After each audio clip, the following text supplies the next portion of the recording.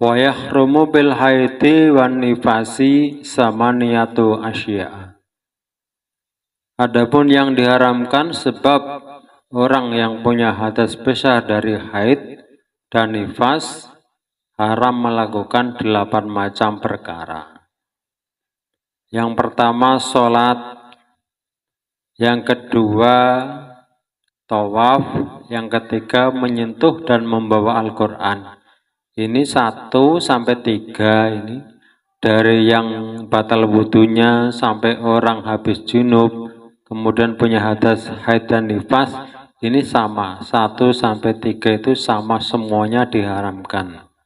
Baik batal wudunya atau punya hadas junub atau punya hadas dari haid atau nifas, maka yang 3 macam ini semuanya diharamkan. Kemudian ditambah dengan yang keempat, membaca Al-Quran. Dalam membaca Al-Quran ini juga diharamkan bagi orang yang punya hadas junub tadi. Tapi tidak diharamkan bagi orang yang batal wudunya. Asal tidak menyentuh, karena kalau orang yang batal wudunya itu hanya haram menyentuh dan membawa, tapi membaca tidak. Tapi kalau orang yang punya hadas dari junub, haid dan nifas, maka membacanya pun walaupun tidak menyentuh itu juga tetap diharamkan. Nabi Shallallahu Alaihi Wasallam qala, dari Kanjeng Nabi beliau bersabda, la taqra'il haidu walal junubu syai'am minal Qur'an, rawahu Tirmidzi. Dalam lafaz lain ada yang disebutkan dengan la yaqra'ul haidu. Artinya bahwa tidak dibolehkan membaca Al-Quran orang yang punya hadas haid maupun orang yang punya hadas dari junub. Jadi jelas tidak boleh, diharamkan bagi orang yang punya hadas dari junub maupun haid untuk membaca Al-Quran. Kemudian yang kelima yang diharamkan untuk dikerjakan ketika seseorang punya hadas dari haid dan nifas, untuk mengerjakan puasa. Jadi kalau orang haid nifas itu puasa itu diharamkan. Hanya saja bedanya puasanya dengan sholat orang haid dan nifas. Kalau sholatnya itu enggak wajib diqodho, tapi kalau puasanya itu wajib diqodho, wajib dibayar pada hari yang lain. Itu bedanya. Qala Rasulullah sallallahu alaihi wasallam, alaisa idza hadatil mar'atu lam tusalli wa lam tasum, qulna bala. Al-hadis rawahul Bukhari. Rasulullah pernah bersabda, bukankah ketika seorang wanita itu haid itu tidak boleh sholat dan juga tidak boleh berpuasa? Maka dijawab iya. Ini hadis diriwayatkan oleh Imam Bukhari. Jadi yang kelima yang dilarang atau diharamkan untuk dikerjakan bagi orang yang punya hadas besar dari haid dan nifas itu mengerjakan puasa. Kemudian yang keenam, waduhul masjid, masuk ke dalam masjid. Walaupun hanya sekedar masuk atau lewat di dalam masjid tanpa ada alasan yang memang diperbolehkan, misalnya darurat, maka orang yang punya hadas haid ataupun nifas itu diharamkan masuk ke dalam masjid. Jangan beralasan, sekarang kan ada ini untuk membuat supaya darahnya enggak netes ke masjid. Ya memang iya, tapi ini kan hukumnya ini yang tidak boleh. Orang haid dan nifas ini hukumnya ini tidak boleh masuk ke dalam masjid. Bukan masalah darahnya netes atau tidak.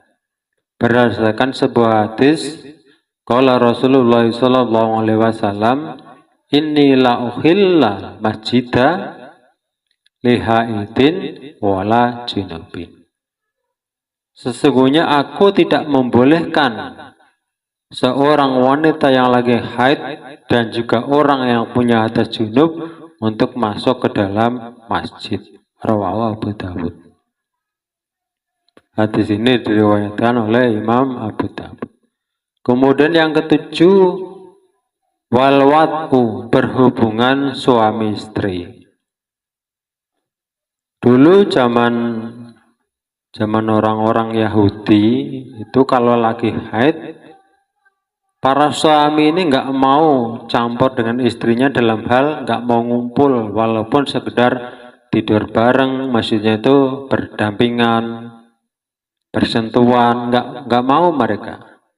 Sampai akhirnya Nabi menjelaskan, faqala Nabi sallallahu alaihi wasallam, isna'u kulla syai'in ila nikah. Kerjakanlah oleh kalian semua yang berhubungan dengan istrinya, kecuali berhubungan suami istri, berhubungan badan. Hadis riwayat Imam Muslim.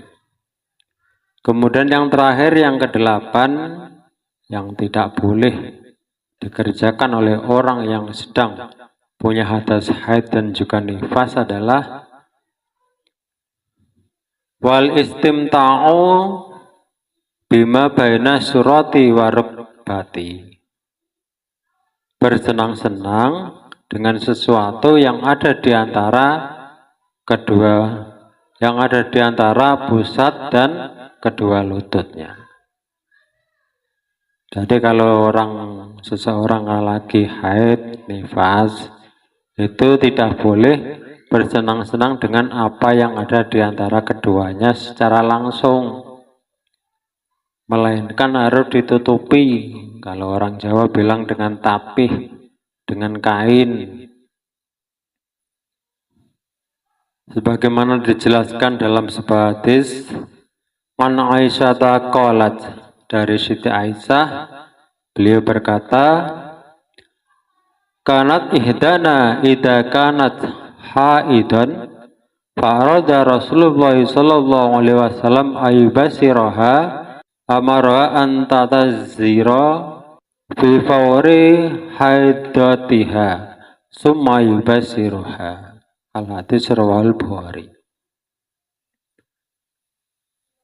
Ketika salah satu di antara kami itu sedang haid, kemudian Rasulullah menghendaki untuk berjumpa dengan kami, maka Rasulullah itu memerintahkan kepada kami agar menutupi tempat haid kami dengan kain atau dengan tapih, bahasa Jawanya itu. Sumayubasiruha, kemudian Rasul menyumbuinya. Nah, jadi kalau misalnya ada ini sepasang suami istri, istrinya lagi haid, kemudian ingin berjumbu, bercinta, boleh seluruh badan istrinya boleh, kecuali di antara pusat sampai ke dua lututnya. Melainkan harus ditutup, nggak boleh dibuka. Takutnya nanti kebablasan.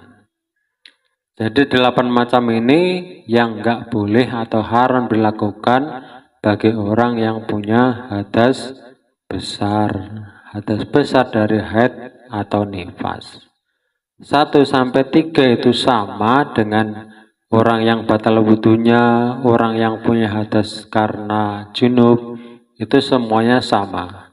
Kemudian dari nomor 4, 5, 6, 7, 8 baru yang berbeda.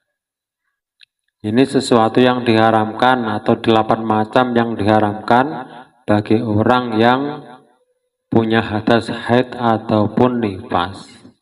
Ini walaupun bapak-bapak ini juga perlu tahu ini. Karena untuk memberitahu istrinya yang mungkin istrinya ini belum bisa ikut ke pengajian, ini ya harus tahu.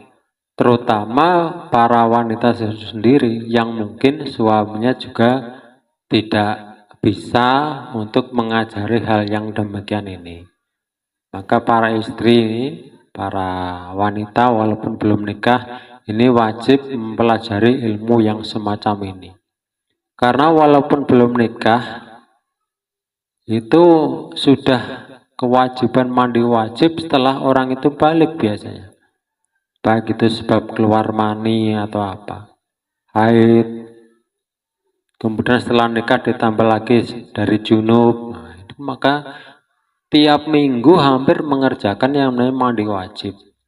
Kalau orang sudah nikah, bisa seminggu sekali, bisa 2 kali, bisa 2 minggu sekali. Nah, kalau orang yang sudah haid itu berarti tiap bulan itu. Ini masalah mandi. Kalau masalah wudhu, ya setiap dibutuhkan pasti. Jadi ini yang kita bahas pada kali ini, masalah sesuatu yang diharamkan karena punya hadas dari haid maupun nifas. Mudah-mudahan kita bisa mengambil manfaatnya, bisa paham dan bisa diamalkan. Amin. Wallahu a'lam bishawab.